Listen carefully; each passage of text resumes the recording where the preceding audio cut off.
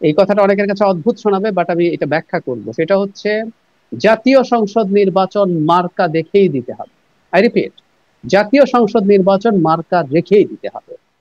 জাতীয় সংসদ নির্বাচন আসলে ব্যক্তিকে নির্বাচন করা হয় না। এমপি আসলে আমাদের দেশে লোকালি উন্নয়ন করে, রাস্তা বানিয়ে দেয়, রিলিফ দেয়, এমপির কাজ সেটা না। এমপির কাজ হচ্ছে পলিসি ঠিক করা, আইন প্রণয়ন করা, এবং এমপিদের মাধ্যমে আসলে সরকার গঠিত হয়। তাই যদি হয়ে থাকে, জনগণ আসলে কাকে রাষ্ট্রের ক্ষমতায় চায় সেই মার্কাকেই ভোট দেওয়া উচিত। আমি এনসিপির ক্ষেত্রেও বলতে চাই, এনসিপিরও যখন তারা নিবন্ধিত হবেন, তাদের মার্কা হবে, তাদেরও উচিত এই কাউন্সিলিং করা, আপনি আমার মার্কাকে ভোট দেন, আমি দেশ চালাতে চাই, সুতরাং ওটা করুন। এর মানে এই বলছি না আমি যে যেন তেন ভয়ঙ্কর মানে ডাকাত টাইপের লোকজন, মারাত্মক ক্রিমিনাল কেউ ভোট দিতে হবে, কিন্তু এটা মনে রাখা দরকার, জাতীয় সংসদ নির্বাচন মূলত মার্কার নির্বাচন। সুতরাং কেউ যদি মনে করে প্রার্থী দেখে দেখে ভোট দিতে হবে, এটা একেবারে ভুল প্রপোজিশন বলে আমি মনে করি। যাই হোক, জনাব সার্জিস আলমরা এখন যেহেতু মাঠে এসেছেন, তারা মাঠে নেমে কম্পিটিটরের উইকনেস এর কি জায়গা আছে তারা সেটা খুঁজে বের করার চেষ্টা করছেন, করবেন। এটাই পলিটিক্স, এবং এই পলিটিক্স করাই উচিত, এটা খুবই পজিটিভ। তারা চেষ্টা করছেন এখন বিএনপিতে, যেহেতু দীর্ঘকালীন দল, এর মধ্যে এদের প্রার্থীদের মধ্যে কারো কারো বিরুদ্ধে নানা ধরনের অভিযোগও আছে, এর মধ্যে করাপশন আছে, কোনো কোনো ক্ষেত্রে সন্ত্রাস জাতীয় অভিযোগ আছে। যখন এগুলো থাকে, তারা তার বিপরীতে তারা দাবি করছেন বা তারা ধারণা করছেন যে তারা ক্লিন ইমেজের প্রার্থী আনতে পারবেন। যদি আমি ব্যক্তিগতভাবে সেটা বিশ্বাস করি না, কিন্তু তারা তাদের ক্যাম্পেইনের পার্ট করছেন এটা। জি, ডাক্তার জাহিদুর রহমান, একটা বিষয় একটু প্রশ্ন করতে চাই যে আপনি ইদানিং খুব শক্ত সমালোচনা করছেন, সরকারের বিভিন্ন কাজের সমালোচনা করছেন। এনসিপি নেতাদেরও টুকটাক সমালোচনা আসছে আপনার বক্তব্যের মধ্য দিয়ে, বা ভালোই সমালোচনা আসছে। সেখানে আমি একটু আপনার কাছ থেকে জানতে চাই যে আপনি তো একদম শুরু থেকে বেশ শক্তভাবে সমর্থন দিয়েছেন। তারপর কি জি। হলো বা কখন থেকে কি হলো যে মানে আপনার মনে হলো বা আপনি আসলে একটু উল্টো বক্তব্য দিচ্ছেন?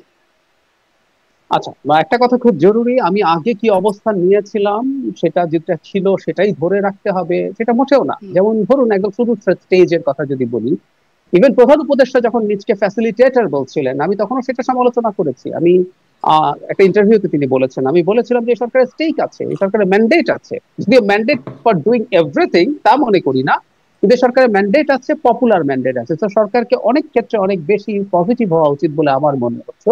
আমি সমর্থন করেছি, এবং আমি এটা বিশ্বাস করতাম, এই সরকার যদি ঠিকঠাক মতো তার ডে টু ডে লাইফের কাজগুলো ঠিক মতো করতে পারে, দলগুলোর মধ্যে যদি আস্থা তৈরি করতে পারে, তার হাত দিয়ে বেশ কিছু রিফর্ম তো বটেই, কতগুলো বেঞ্চমার্ক সেট হবে। যেমন এই সরকার এমন কিছু জিনিস করে যাবে, ভবিষ্যতের বাংলাদেশে আমরা তুলনা দেখাবো। ধরুন নেক্সট ইলেকশনে বিএনপি আসলো, আমি দেখাবো দেখো আগের সরকার কিন্তু এটা করেছিল, ওটা করেছিল। কিন্তু যত দিন যেতে থাকলো, আমরা দেখতে শুরু করলাম যে সরকার অত্যন্ত ডে টু ডে লাইফের জিনিস, আপনার সংস্কার, বিচার বা পলিসি ডিসিশন, করিডোর বা আপনি চট্টগ্রাম বন্দর বিদেশিকে দেব, এসব বাদ দিয়ে কোথাও আইন শৃঙ্খলা রক্ষা, মব তৈরি হচ্ছে, 5 জন 10 জন মিলে মব তৈরি করে যে কোনো কিছু করে ফেলছে, নারীর বিরুদ্ধে সহিংসতা, ইসলামী মৌলবাদীদের মাথা চাড়া দেয়া, কোনোটার ক্ষেত্রে সরকার ডিসাইসিভ রোল প্লে করছে না। বরং অনেক ক্ষেত্রে মনে হয় যে সরকার এদিকে ছাড় দিয়ে চলতে চাইছে। আমার কাছে বিরাট তালিকা আছে, এগুলো নিয়ে যেতে আমি অনেকবার কথা বলেছি, কোথায় কোথায় কি করেছে। এটা দেখে আমার মনে হলো যে এই সরকারের মধ্যে কোনো দুরভিসন্ধি অন্তত একটা অংশের মধ্যে ঢুকেছে। পরবর্তীতে সময় যত যেতে থাকলো, সরকারের সাথে সরকারের বাইরে সরকারের কিছু মানুষজন এবং সরকারের কিছু বাইরের মানুষজন, ইনফ্লুয়েন্সার, তাদের মধ্যে এক ধরনের কথাবার্তার অ্যালাইনমেন্ট দেখে আমার মনে হলো যে এই সরকার আদতে এই সংস্কার বলি বা অন্য যা যা ইস্যু আছে এগুলো ব্যবহার করতে চাইছে। আবারও প্রমাণ দিতে পারি, দুদিন আগে দৈনিক সমকালে একটা রিপোর্ট এসছে যে ঐক্যমত্য কমিশন তাদের যেসব কাজ নিয়ে, যেসব সংস্কার নিয়ে আলাপ করবেন দলগুলোর সাথে, তার বাইরে 121টা জমা দিয়েছিলেন 2.5 মাস আগে, যে এগুলো কারোর সাথে কথা বলার দরকার নেই, এগুলো এখনই করে ফেলা যায়। কোনো উন্নতি নেই সেগুলো। তো সুতরাং আপনি যে এত সংস্কার করবেন বলছেন, আসলে করছেন না। এমনকি ঐক্যমত্য কমিশন যখন বেসিক কতগুলো সংস্কার সবাই মেনে নিয়েছে, আবার কতগুলো পলিসির জায়গাতে দ্বিমত আছে, বেসিক গুলোরও তো কাজ শুরু হওয়া করা যেতে পারতো, একটারও কাজ শুরু করা হয়নি। ফলে আমরা দেখতে পাই যে এক ধরনের সমস্যা। নাম্বার টু, এখানে এনসিপির একজন আছেন, হুম। আমি এটা এখন দ্ব্যর্থহীন ভাবে বলছি, এনসিপি সরকারের দল, এনসিপি ডক্টর ইউনূসের দল। তো ডক্টর ইউনূস যখন একটা দল তৈরি করছেন, উনি দল তৈরি করলে সমস্যা ছিল না, জিয়াউর রহমান ক্ষমতায় থেকে দল তৈরি করেছে, দ্যাটস ফাইন। বাট এটা ঘোষিত হতে হবে যে এটা আমার দল, এটা একটা কিংস পার্টি। কিন্তু অন্তর্বর্তী সরকারের প্রধান এরকম একটা কাজ করতে যাওয়া আমার কাছে ব্যক্তিগতভাবে খুবই অফেন্সিভ মনে হয়েছে। এবং তাতে আমি মনে করি আমাদের পলিটিক্যাল স্ফিয়ারে প্রবলেম তৈরি হচ্ছে। সে কারণে সংস্কার, বিচার এগুলো ন্যূনতম পর্যায়ে নিয়ে এসে অ্যাজ আর্লি অ্যাজ পসিবল একটা ইলেক্টেড গভর্নমেন্ট আমাদের দেশে আসা উচিত বলে মনে করি। জি। সেই কারণে সরকারের এই আচরণ এবং ইলেকটেড সরকারের গভর্নমেন্টের বিষয়টা নির্বাচন নিয়ে ধোঁয়াশাকে অনেক সমালোচনা প্রশ্ন করছি। আছে, অনেক আলোচনার জায়গা আছে, আসবো সেই জায়গাটায়। কিন্তু মিরাজ ভাইয়া যেই বিষয়টি বলা হচ্ছে, এবং ডক্টর জাহিদ খুব স্পষ্ট করে বলছিলেন যে তিনি দুরভিসন্ধি দেখতে পাচ্ছেন এই সংস্কার, এই বিষয়গুলোকে ব্যবহার করা হচ্ছে কিনা, এই প্রসঙ্গে আপনার কাছ থেকে শুনবো। আর এনসিপি, ডক্টর ইউনূসের দল, এটি আজ থেকে না, বেশ অনেক দিন থেকে, যেদিন আসলে মনে হয় প্রথম শোনা গেল যে আপনাদেরকে ফ্যাসিলিটেট করছেন ডক্টর ইউনূস, তখন থেকে মনে হয় এই আলোচনাটা আছে। এর বাইরে আপনারা কি বের হতে পেরেছেন বলে মনে করেন, বা আপনাদের মধ্যে থেকে সেই ক্লিন ইমেজের জায়গাটাই আবার আসি, এই ইমেজটা কি আপনারা তৈরি করতে পেরেছেন এখন পর্যন্ত? আপনি মনে করেন যে এনসিপি ডক্টর ইউনূসের দল নয়? দেখেন, এটা আমি এর আগেও আপনার সাথে যখন আরেকটা আলোচনায় ছিলাম তখন আমরা বারবার বলেছি এনসিপি আসলে সরকারের কোনো দল নয়।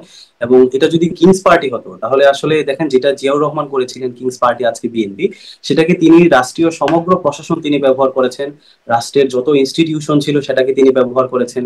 অর্থাৎ রাষ্ট্রীয় পদে থেকে জিয়াউর রহমান ছিলেন কিং, আর তার অধীনে তিনি প্রথমে জাগদল, তারপর বিএনপি তিনি তৈরি করেছেন। এখানে কি আজকে কি ব্যাপারটা এরকম হচ্ছে যে ইউনূস, ইউনূস সাহেব যিনি আছেন তিনি হচ্ছেন কিং, তার অধীনে থেকে রাষ্ট্রীয় সকল প্রতিষ্ঠান ব্যবহার করে আজকে এনসিপি তৈরি হচ্ছে, রাষ্ট্রের সমস্ত আর্থিক যেই রাষ্ট্রের কোষাগার আছে সেটা থেকে এনসিপি চলছে?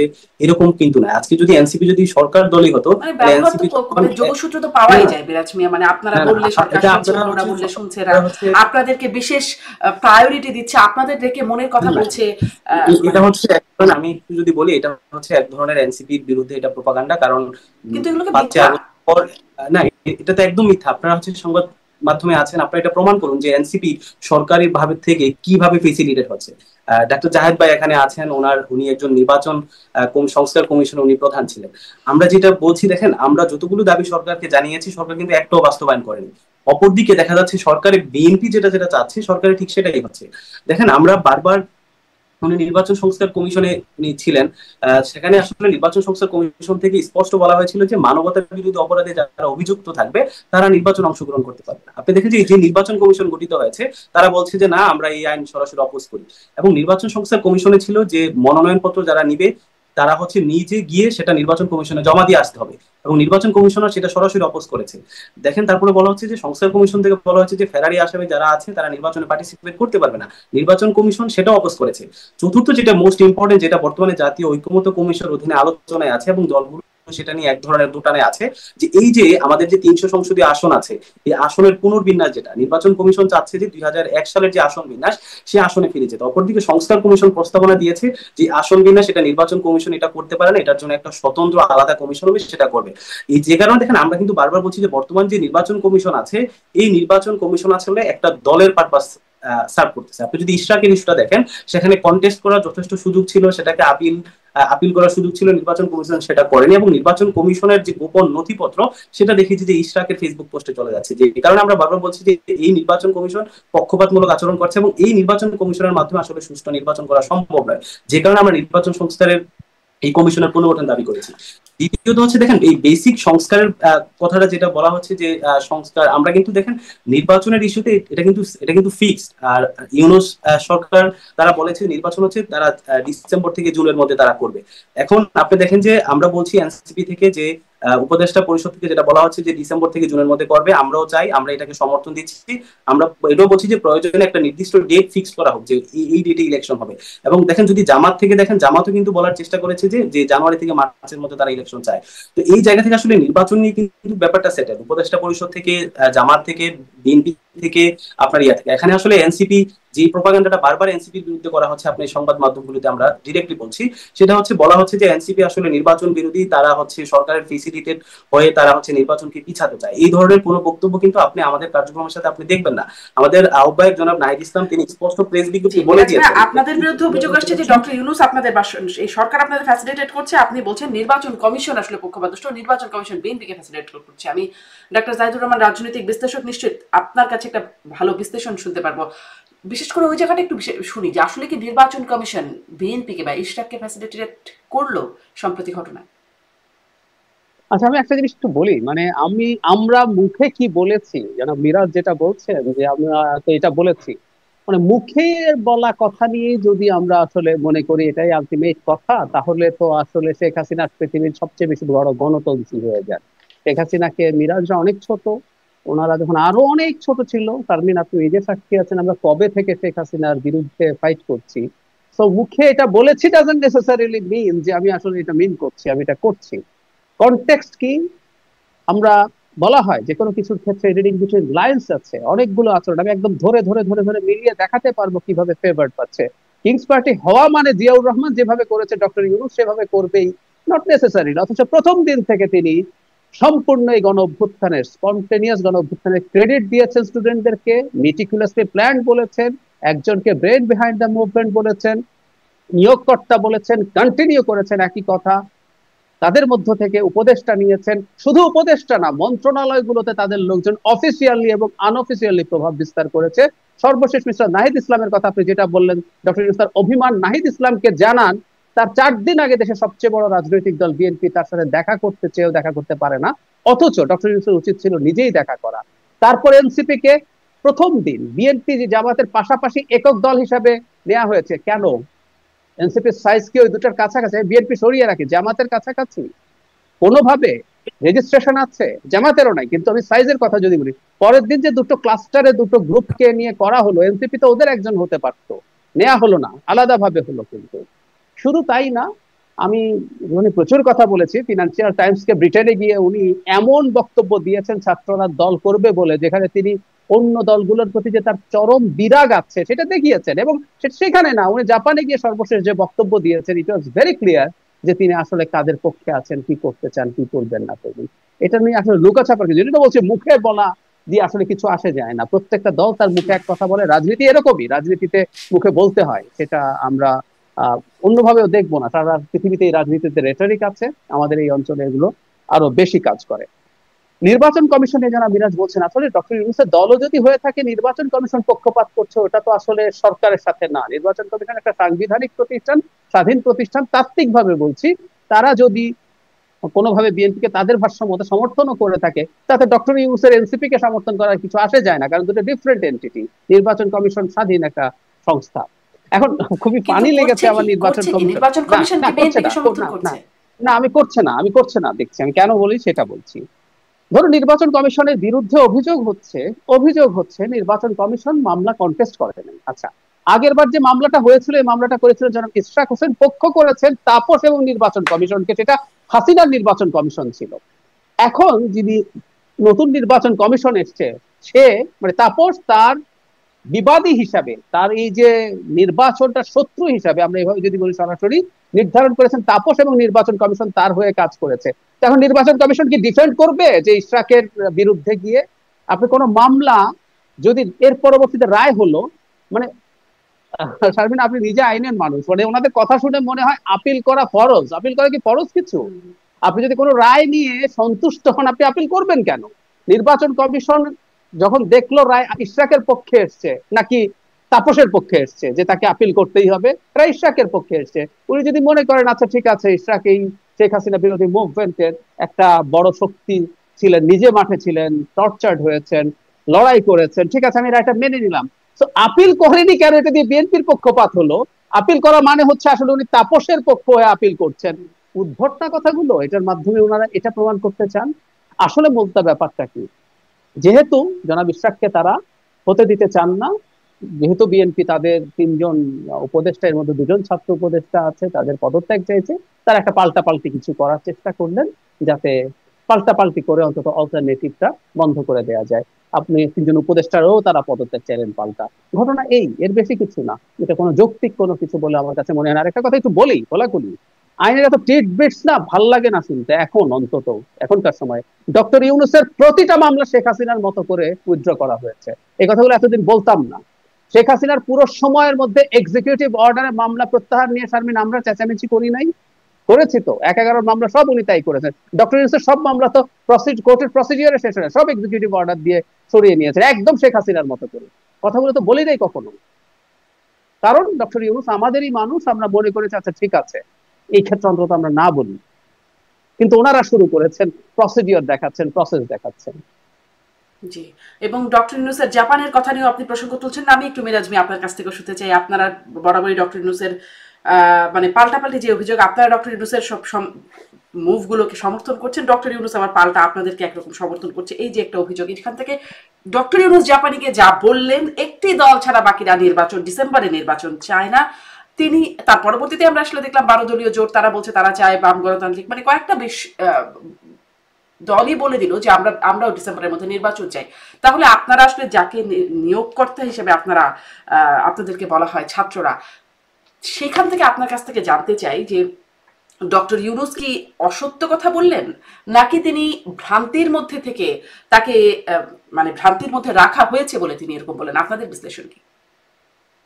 না দেখেন, এখানে আসলে ডক্টর ইউনূসের যে সরকার গঠিত হয়েছে, সেই সরকারকে আমরা যেমন, আমি প্রথমেই বলেছি, আমরা যেমন এই সরকারকে ডিফেন্ডও করছি না, আবার এই সরকারের যখন প্রয়োজনে আমরা তাকে সমালোচনা করছি, ভালো কাজগুলোকে সাধুবাদ জানাচ্ছি। এখন যে ইস্যুটি আসছে, নির্বাচনের ইস্যুটি, যেহেতু ওনার পক্ষ থেকে বারবার বলা হয়েছে যে উনি ডিসেম্বর থেকে জুনের মধ্যে ইলেকশন দিবেন, এটি বলা সত্ত্বেও অন্যান্য রাজনৈতিক দলগুলো যখন এটি মেনে নিয়েছে, তারপরেও দেখবেন যে এই সরকারকে এক ধরনের জিম্মি করা হয়েছে, এই সরকারকে নানা পদে পদে রাজনৈতিক দলগুলো অসহযোগিতা করছে এবং সরকারকে কোনো সংস্কার কাজই বাস্তবায়ন করতে দিচ্ছে না। এমনটি আমরা ডক্টর ইউনূসের পদত্যাগের ইস্যুটি যখন আসলো, তখন একটা প্রেস কি বিজ্ঞপ্তি সংস্কার কাজ আসলে বাস্তবায়ন করতে দিচ্ছে না, বা যদি একটু জিজ্ঞাসা করি, কি সংস্কার কাজে 10 মাসে বাস্তবায়ন করলো? 10 মাস হতে চলেছে। এই সরকারকে আসলে দেখেন, প্রথমত আমরা যেটি বারবার বলছি, দেখেন এই যে 2022 সালের যে নির্বাচন কমিশন নিয়োগের যে আইনটি তৈরি হয়েছে, এটিকে দেখবেন যে তখন যুগপৎ আন্দোলনে যারা ফেসিবাদ বিরোধী আন্দোলন ছিল, সবাই আইনটির বিরোধিতা করেছে এবং ইভেন মির্জা ফখরুল ইসলাম আলমগীর সাহেব বলেছেন যেটি একটি বাকশালের, আপনি যদি এখনো গুগল দেখেন সেটি দেখতে পারবেন। এবং আজকে আপনি যদি বিএনপির 31 দফা দেখেন, সেই 31 দফার 7ম দফাও তারা বলেছে যে নির্বাচন কমিশনের যে সংস্কার আইনটি আছে 22 সালে, সেটি তারা পরিবর্তন করবেন। কিন্তু এখন এসে আজকের বিএনপি দেখবেন যে এটির বিরোধিতা তারা করছে। দ্বিতীয়ত হচ্ছে, দেখেন তাদের 11তম দফায় যেটি আছে, এই বাংলাদেশের যে বর্তমান প্রশাসনিক যে কাঠামো, এখানে ফেসিবাদের যথেষ্ট উপাদান এখানে বিদ্যমান। এখন এই সরকারের অধীনে আপনি যদি প্রশাসনটাকে সংস্কার না করেন, আগামী নির্বাচন হওয়ার পর যে সরকারই আসবে তারা কিন্তু আসলে খুব বেশি কাজ করতে পারবে না, কারণ প্রশাসনের প্রত্যেকটা জায়গায় এখানে দলীয়করণ হয়েছে। এখন একটা নির্বাচিত সরকার যখন আসবে, সে কিন্তু আসলে আমলাতান্ত্রিক জায়গায় সে খুব বেশি সংস্কার আনতে পারবে না, কারণ তার যেই ক্ষমতা সেটি আসলে খুব থ্রেটের মুখে পড়বে। যে কারণে আসলে এই অরাজনৈতিক সরকার 10 মাসে যদি না পারে, সামনের 10 মাসে পারবে কিভাবে? এখন মানে পারছে না, এই সময়ের মধ্যে আপনি বলছিলেন যে করতে দেওয়া হচ্ছে না, করতে পারছে না। যে আমরা বলছি, এখানে যদি সবগুলো রাজনৈতিক দলগুলো যদি ঐক্যমত হতো এবং এই সরকারকে সহযোগিতা করতো, তাহলে এই প্রশাসনিক সংস্কার, দেখেন আজকে এনবিআর পৃথক করা হয়েছে, সেটি নিয়ে আন্দোলন শুরু হয়েছে এবং রাজনৈতিক দলগুলো কিন্তু দেখা যাচ্ছে সেটিকে আসলে ওইভাবে সাপোর্ট দিচ্ছে না, যে এনবিআর যে পৃথক আছে সেটি পৃথকই থাকুক। তো এই জায়গা থেকে প্রত্যেকটি সংস্কার, আপনি দেখেন আমরা বারবার বলা হচ্ছে যে এই যে বাংলাদেশে বর্তমানে এই যে সংবিধান সংস্কার কমিশনের কথা বলা হয়েছে, এখানে বিএনপি থেকে তারা 62 জায়গায় সংবিধান সংস্কার চায়, বিএনপি তারা 31 জায়গায় চায়, জাতীয় নাগরিক পার্টি তারা প্রায় 70 জায়গায় পরিবর্তন চায়। এই সেটেল গুলো আপনি কোথায় করবেন? এটি গণপরিষদে করবেন। কিন্তু এখন দেখেন রাজনৈতিক দলগুলো থেকে এই যে বেসিক যে বিষয়গুলা, যে প্রাইম মিনিস্টারের যে ডিক্টেটরশিপ, এক না একতন্ত্র, সেটিকে কমিয়ে আনা, প্রধানমন্ত্রীর মেয়াদ কমানো, আপনার পার্লামেন্টের যদি আপার হাউস হয় সেটা আসলে প্রপোর্শনাল রিপ্রেজেন্টেটিভ হবে কিনা, তারপরে হচ্ছে আপনার প্রধানমন্ত্রীর মেয়াদ থেকে শুরু করে এই যে বেসিক যে সংস্কারগুলো, এই বেসিক সংস্কারগুলো যদি না হয় ঐক্যমত হলো না বা রাজনৈতিক দলগুলো করতে, তাহলে কি নির্বাচনটা সময়মতো হবে না? মানে নির্বাচনটা হবে না। নির্বাচন আপনি ডিসেম্বর থেকে জুনের মধ্যে নির্বাচন ফিক্সড করে এই অল্প সময়ের মধ্যে কিন্তু আপনি এই সংস্কারগুলো করতে পারেন। এই যে গণপরিষদের কথা, তারা আজকে যেমন বিভিন্ন রাজনৈতিক দল থেকে, বিশেষ করে বিএনপি থেকে বলা হচ্ছে যে আসলে নির্বাচিত সরকার ছাড়া সংবিধান সংশোধন কেউ করতে পারে না। দেখেন আপনি যদি জিয়াউর রহমান যখন রাষ্ট্রপতি হিসেবে দায়িত্ব গ্রহণ করেন, তখন দেখবেন যে তিনি 2টা সামরিক ফরমান জারি করেন, একটা হচ্ছে 1977 সালে, একটা হচ্ছে 1978 সালে। তখন ওই 2টা ফরমানই তিনি এভাবে বলার উল্লেখ করেন যে প্রত্যক্ষ ভোটে নির্বাচিত জাতীয় পরিষদ তারা প্রথমে গণপরিষদ এবং পরে সংসদ হিসেবে কাজ করবে। আজকে কিন্তু আমরা ঠিক সেটাই বলছি, এই যে সাংবিধানিক যে ইস্যুগুলো আছে সেগুলো সেটেল হবে আসলে গণপরিষদে। প্রথমে পার্লামেন্টের যে 300 জন নির্বাচিত হয়ে আসবে, প্রথমে গণপরিষদ হিসেবে কাজ করবে, পরবর্তীতে তারা সংসদ হিসেবে কাজ করবে। এই জায়গা থেকে আমরা গণপরিষদ নির্বাচন চাইছেন, কিন্তু আমার প্রশ্নটা এখানে যে যদি এই দাবিগুলো না মানা হয়, এই সংস্কারগুলো না আসে, তাহলে কি নির্বাচনটা হবে না?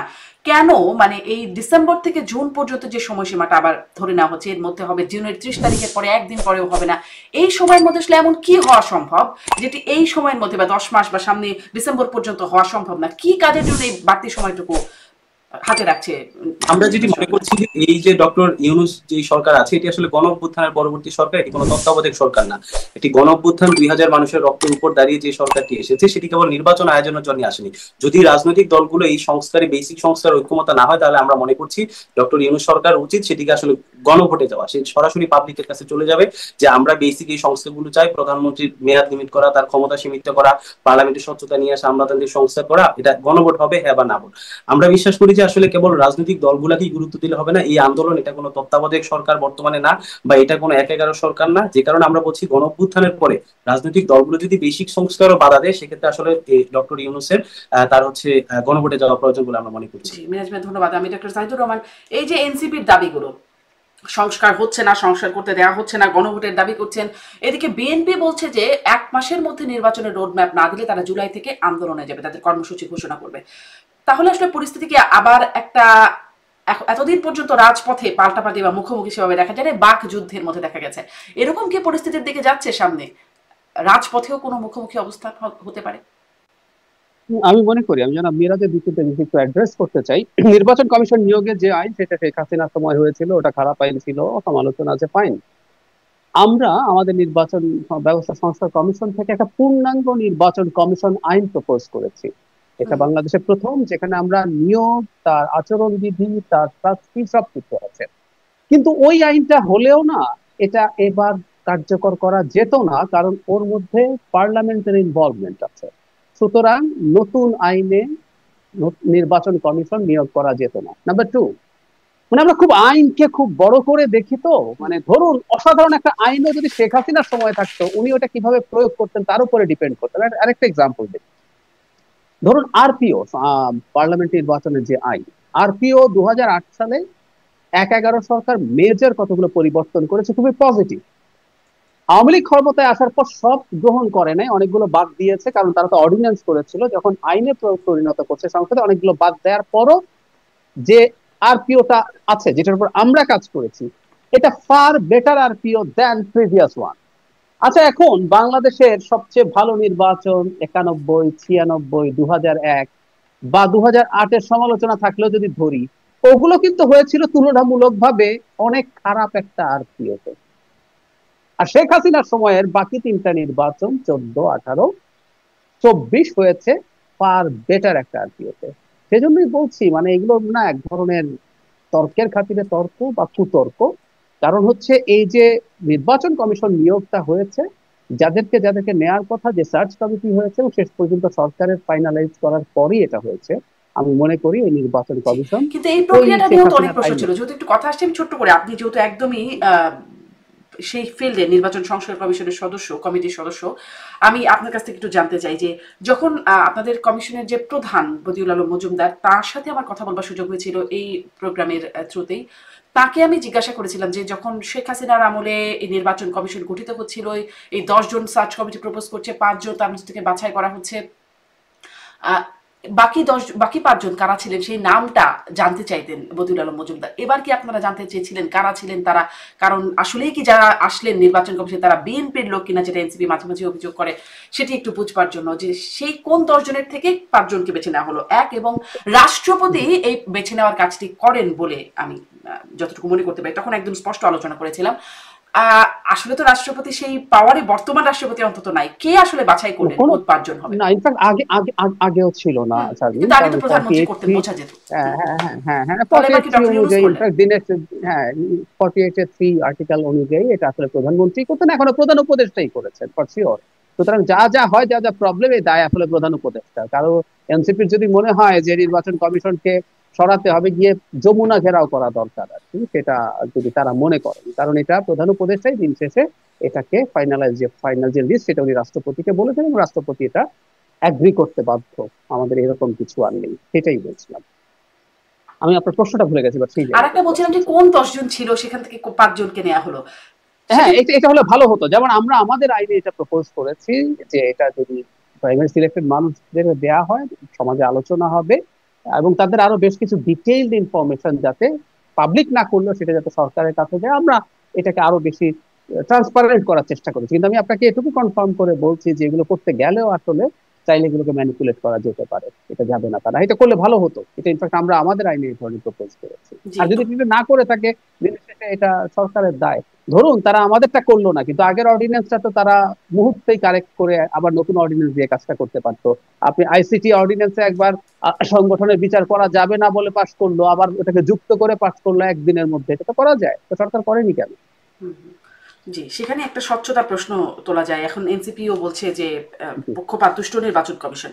আমি জনাব মেরাজ আহমেদ আপনার কাছ থেকে একটু যেটি ডাক্তার জাহিদকে প্রশ্ন করছিলাম, আপনার কাছেও সেই প্রশ্ন করতে চাই। এমন কি আসলে হতে পারে যে সামনে এনসিপি বিএনপি রাজপথে মুখোমুখি? কারণ এই যে রাজপথের, আচ্ছা আচ্ছা এক সেকেন্ড, আমাকে ওই প্রশ্নটা আপনি করেছেন, আমি জবাব দিন, আমি একটু বলে ফেলি। হ্যাঁ হ্যাঁ, আমাদের সর্বশেষ যে পরিস্থিতি আছে, আমি দেখি যে বিএনপির সাথে সমস্যা যেভাবে চলছিল এতদিন পর্যন্ত, মাঝে মাঝে আমরা কোনো কোনো উপদেষ্টাকে বিএনপির বিরুদ্ধে বক্তব্য দিতে দেখেছি ইঙ্গিতে, শুধু নির্বাচনের জন্য এই সরকার গঠিত হয় নাই, আমরা তো নির্বাচিত, আমরা নির্বাচিত না কে বললো, আমাদেরকে 5 বছর চায়, বা একটি দল অধৈর্য হয়ে উঠছে, তারা এটা সেটা করবে, এসব কথাবার্তা বলে আমরা একাধিক উপদেষ্টাকে বক্তব্য দিতে শুনেছি। কিন্তু সাম্প্রতিক সময়ে প্রধান উপদেষ্টা নিজে, আপনি যেটা বলছিলেন যে উনি একটা দলের কথা বলছেন, আসলে একটা দল ডিসেম্বরে নির্বাচন চায় না। আবারও মিস্টার মিরাজ বলবেন আমাকে একটা স্টেটমেন্ট দেখান, সরি, ওই স্টেটমেন্ট দেখানোর দিয়ে সারা দুনিয়ার কোনো পলিটিক্যাল অ্যানালিসিস চলে না। কিন্তু আমি একটা উদাহরণ দিই, তাহলে জিনিসটা বোঝা যাবে।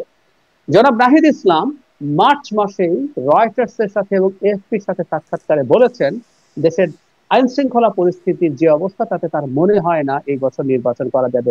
খুবই মজার ব্যাপার, ডক্টর ইউনূস যখন রিজাইন করার সিদ্ধান্ত নিচ্ছেন বলে নিউজ হয়, প্রথম আলোতে এসছে, উপদেষ্টা পরিষদের মিটিং এ ডক্টর ইউনূস বলছেন আইন শৃঙ্খলা রক্ষাকারী বাহিনীর যে অবস্থা, যে পরিমাণ নিয়ন্ত্রণ, তিনি ভয় পান যে ব্যালট বাক্স যদি ছিনতাই টিনতে হয় সেটা পারবে কিনা, এটা তার বদনাম হবে। যে এনসিপি, যে ডক্টর ইউনূসের দল, দুটো একসাথে মিলে যায়। তো একমাত্র দল যে আসলে ডিসেম্বরে নির্বাচন চায় না সেটা এনসিপি। তাদের কনটেক্সট দেখে আমরা বলতে পারবো, আবারও বলছি, তারা জামাতে ইসলাম কি চায়? জামাতে ইসলাম তো আসলে, জামাতে ইসলাম, আমি ধারণা করি জামাতে ইসলাম তার নিজস্ব মন্তব্যগুলো খুবই ফ্লাকচুয়েটিং, কিন্তু আমি ধারণা করি জামাত সম্ভবত রমজানের আগে নির্বাচন হলে তারা এগ্রি করবে, ডিসেম্বর না হলে মিড অফ ফেব্রুয়ারির আগে যদি হয়, আমার মনে হয়। আর লেটেস্ট বলেছেন এপ্রিলের পরে যাওয়া উচিত না। দুটো করেছেন উনি, হ্যাঁ উনি দুটো উইন্ডো দেখিয়েছেন, একটা হলো রমজানের আগে, আরেকটা হচ্ছে রমজানের ঠিক পর পর, এরকম। জি, আবার আজকেই মনে হয় বা গতকালই দেখলাম একটা খবর, জামাত ইসলামের একজন নায়েবে আমির বলছে জামাত নেতাদের যে বিচারিক প্রহসনের নামে হত্যা করা হয়েছে, সেই হত্যার বিচার না হবার আগেও নির্বাচন নয়, এরকম বক্তব্য আসছে। আমি মিরাজ মিয়া আপনার কাছ থেকেও একটু ওই বিষয়টা যেটি বলছিলাম, এমনকি উদ্বেগ উৎকণ্ঠার জায়গা আছে যে সামনে আসলে মুখোমুখি জায়গায় যাবে। এখন তো বাকযুদ্ধের মধ্যে দেখছি এনসিপি বনাম বিএনপি, এখন এমনকি ডক্টর ইউনূসের সাথে সরাসরি বাকযুদ্ধ একদম দেখাই যাচ্ছে বিএনপির সামনে। কি এরকম রাজপথেও কোনো মুখোমুখি অবস্থানে যাওয়ার ব্যাপার আছে, নাকি আপনারা কোনো ছাড় দেবার জায়গায় যেতে চাইবেন বা যাবেন?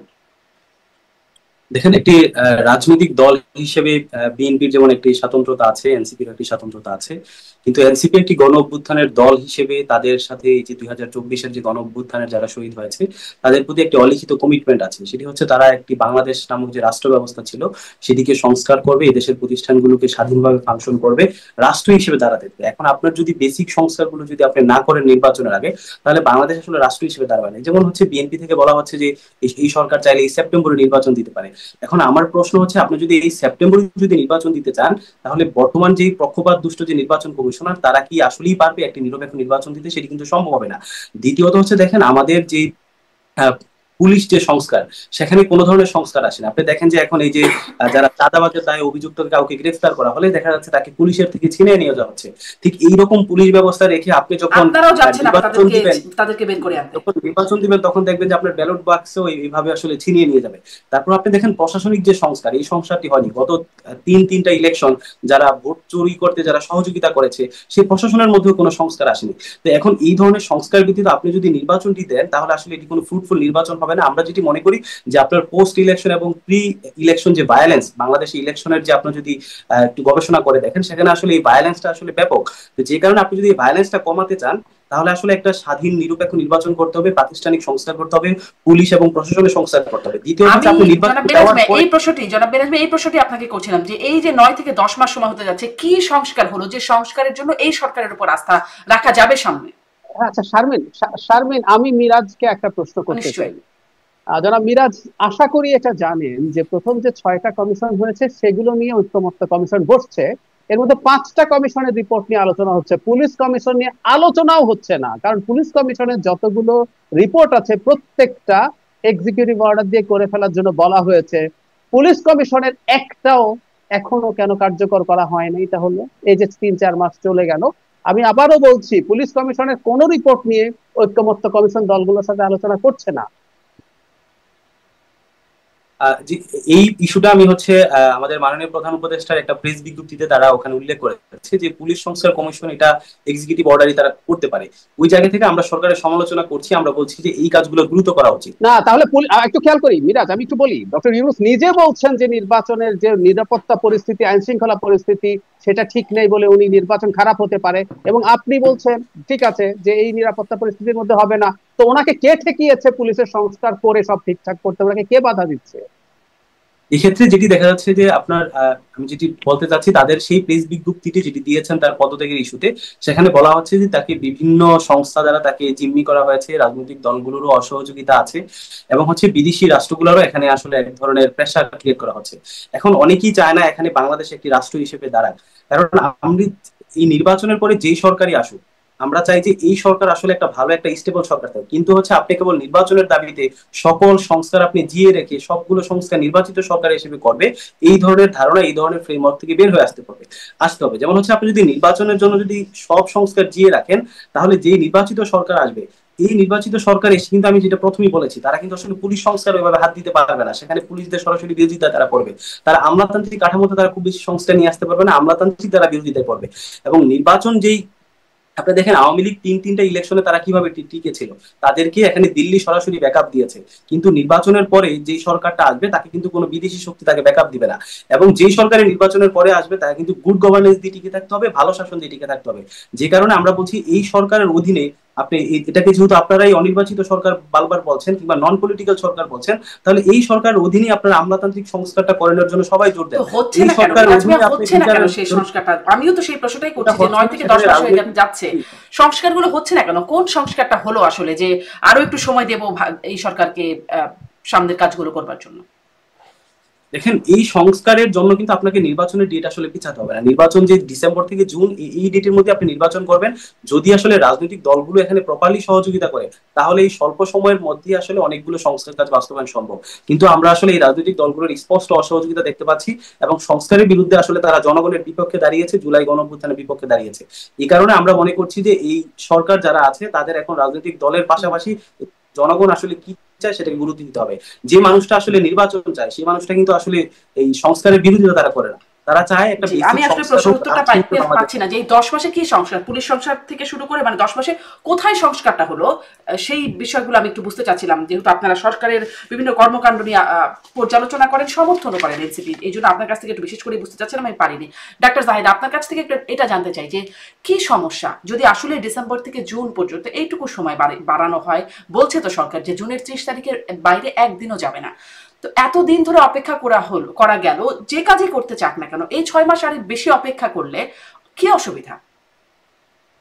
প্রথম কথা হচ্ছে একটা অস্পষ্টতা আছে।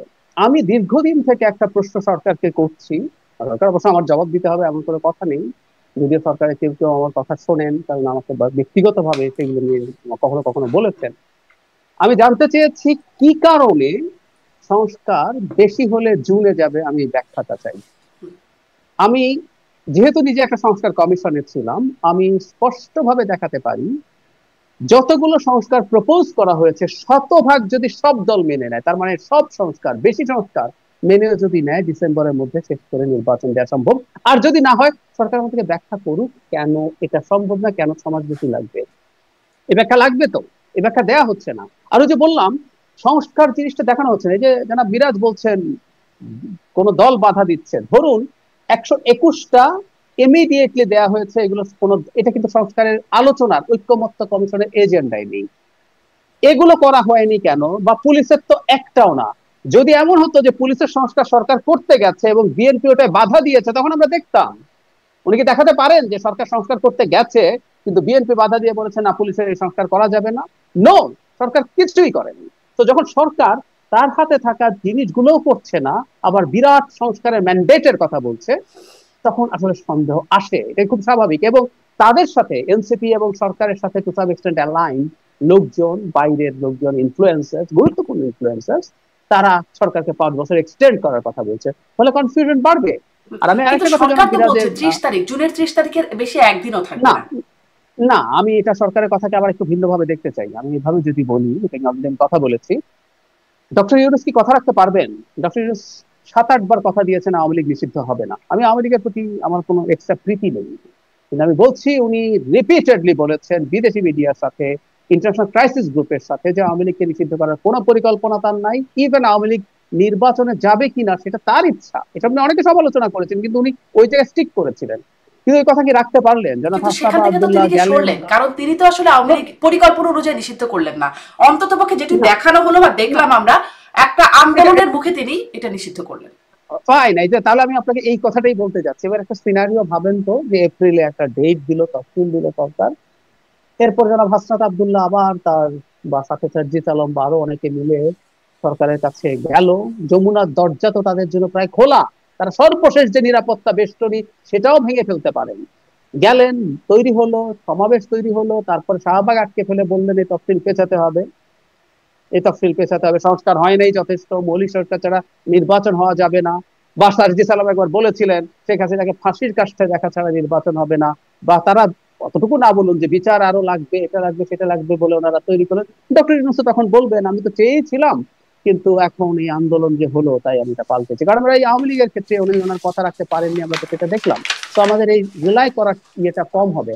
আমি যারা মিরাজের একটা কথা একটু জবাব দিতে চাই, সংস্কার বিএনপি চায় না, ওনারা চান, এ চায় সে চায়, মানে আমরা এমনি যদি বলি যে জনসমর্থনের প্রাথমিক বিবেচনায় যে বিএনপির অন্তত ভোটের যে সংখ্যা আছে সেটা তো তাদের অনেক বেশি আছে, যে কারো চাইতে বেশি আছে।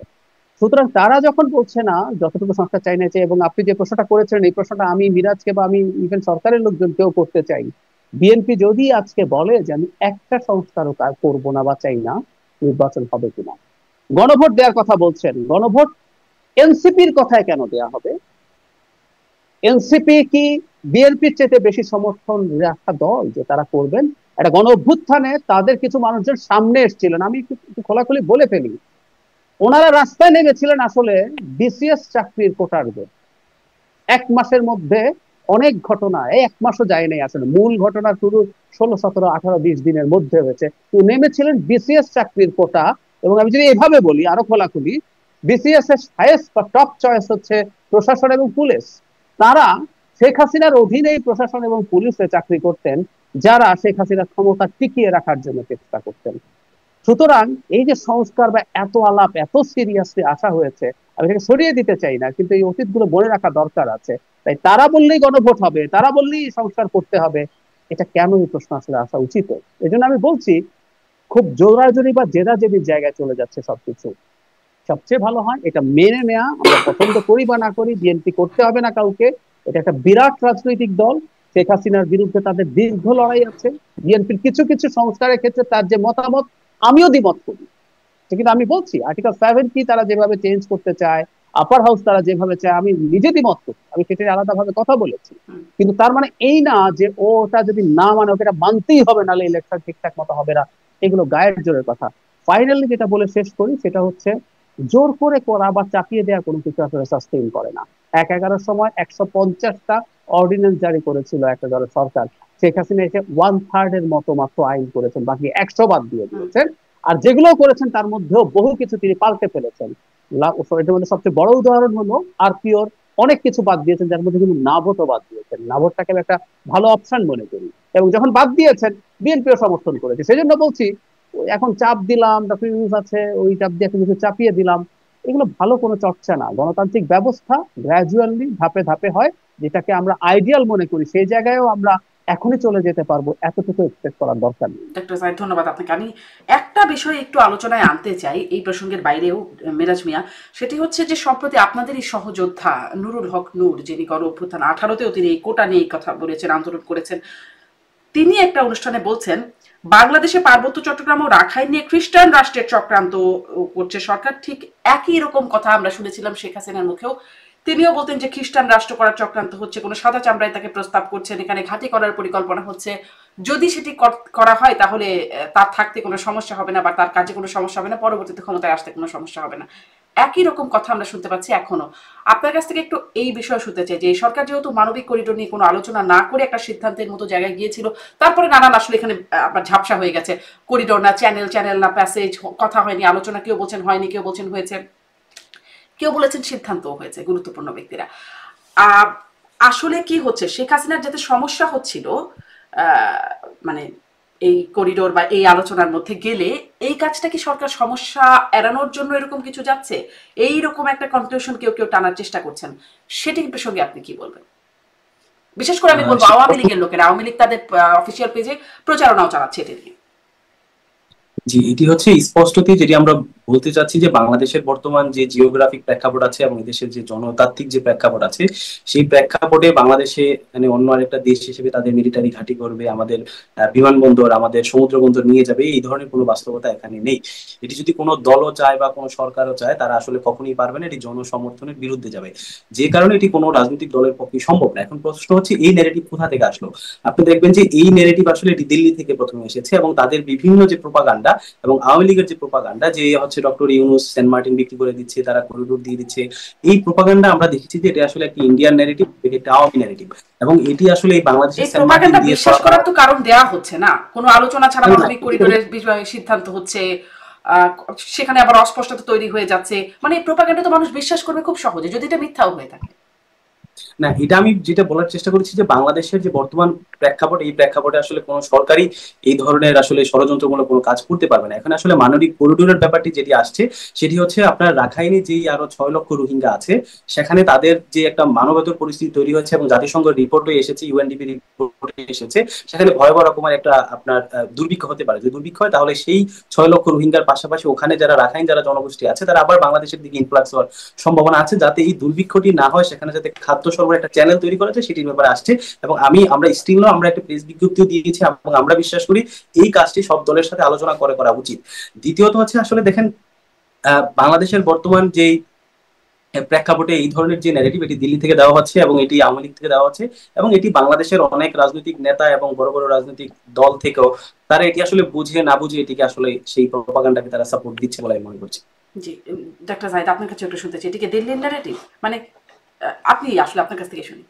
মানে বাংলাদেশে এখন যেটা হলো, মানে আগে যেমন পাকিস্তান, এখন দিল্লি। যেমন ধরুন আপনি নির্বাচন চাইছেন, আপনি যদি মনে করেন নির্বাচনটা ফাস্টার হওয়া দরকার, আমি নিজে এটা ভুক্তভোগী তাই বলছি, আই ডোন্ট কেয়ার, কিন্তু আমি দেখছি আর কি, যখনই আমি বলছি নির্বাচনটা এখন as fast as possible, as early as possible হওয়া দরকার, আমিও দিল্লির দালাল, ভারতের দালাল হয়ে যাচ্ছি। কারণ হ্যাঁ, ভারতও মনে করছে একটা ইলেকশন হলেই বাংলাদেশের সাথে তার সম্পর্ক ভালো হবে। তো এই সিমিলারিটি গুলো দেখানোর চেষ্টা, এবং এটা করলে একটা সুবিধা যেটা, সেটা হচ্ছে আপনি যে কাউকে থামিয়ে দিতে পারেন, যে কাউকে থামিয়ে দিতে পারেন, তখন আর যে যুক্তির যে আলোচনা সেটা আসলে আর থাকে না। আমি যারা নূরের এই ব্যাপারটাকে ঠিক এই রকম এতটা অ্যাকিউট মনে করি না। তবে আপনি মিরাজকে যেটা বলছিলেন, আমি এটা একেবারেই সমর্থন করি। যখন কোনো অস্পষ্টতা থাকে, যেমন করিডোর নিয়ে সরকারের দিক থেকে অত্যন্ত অত্যন্ত গায়ের জোরে এটা করে ফেলার চেষ্টা আছে, গায়ের জোরে করার চেষ্টা আছে। জাতীয় নিরাপত্তা উপদেষ্টা একাধিকবার কথা বলেছেন এবং মিথ্যাচার করেছেন। উনি নানান শব্দের মারপ্যাচ করেছেন যে এখানে হিউম্যানিটেরিয়ান এইড যাবে, ওই দিক থেকে লোক আসবে না, তাই এটা করিডোর না। যে কেউ জাতিসংঘের সংজ্ঞা খুঁজে দেখলে দেখবেন যে পণ্য যাওয়াও করিডোর, আসাও, লোকজনকে ডিমিলিটারাইজ জোনে নিয়ে আসাও করিডোর। কিন্তু এগুলো করছেন তারা, এগুলো করছেন আসলে মূলত তারা মানুষের একটা বিভ্রান্তির মধ্যে ফেলতে চান। কিন্তু যদি যাই যে নামেই ডাকেন না কেন, এটার মাধ্যমে তো আমাদের দেশকে একটা ঝুঁকিতে ফেলা হচ্ছে। কারণ মিয়ানমার জান্তা এই আরাকান আর্মিকে কোনোভাবে রেকগনাইজ করে না, বাংলাদেশকে অফিসিয়ালি তারা প্রটেস্ট করেছে বাংলাদেশ কেন আরাকান আর্মির সাথে যোগাযোগ রাখছে, সেটা আমরা আমাদের নিরাপত্তা উপদেষ্টার কাছ থেকে জানলাম।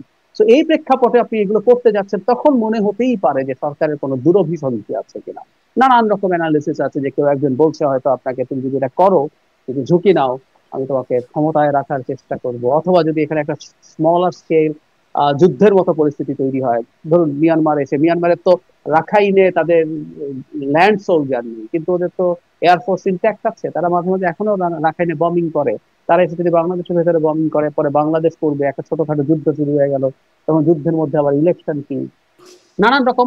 এগুলোকে যে কেউ ষড়যন্ত্র তত্ত্ব বলতে পারে, কিন্তু ঘুরে ফিরে একই। যখন ষড়যন্ত্র তৈরি হচ্ছে বা ঘোলাটে পরিস্থিতি আছে, তখন এই যে এনসিপি, ইভেন এনসিপির মতো দলও সবার সাথে আলোচনা করার কথা বলছে, এই ইস্যুতে কেউই এটা বলছে না যে আপনি করে ফেলুন, আলোচনার কথা কিন্তু করছে না, তারা তাদের মতো করে করে ফেলছে।